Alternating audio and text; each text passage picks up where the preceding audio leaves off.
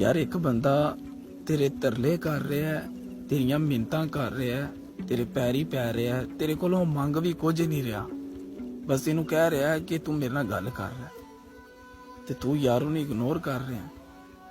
तू ओदे text pending ते रखे हुए ने, तू उन्हें अजियत दे रहा है। यार बड़ी डाडी अजियत है, नज़रअंदाज होना बड़ी डाडी अजियत। तू नहीं जानता उस अजियत नू, जिहड़ी अजियत तो तेरे कोलों इग्नोर हो के फील कर रहा हुंदा ना, तू नहीं जानता इस अजियत। गल है नहीं कि उन्होंने मैसर नहीं है, उन्होंने मैसर होंदे ने इर्द गिर्द लोग, लेकिन वो सिर्फ तेरे कोलों जलील इस करके हो रहा होंदा है कि वो तेरे नाल मोहब्बत करता है। खुदा का नाम है यार, चाहने वालों की कदर कर दे। ये लोग बड़ी मुश्किल से मिलते हैं, अगर ये खो गए तो आप बहुत पछताएंगे। ये बात मेरी लिख के पास रख लें, अगर चाहने वाले खो गए तो कल को आप बहुत पछताएंगे।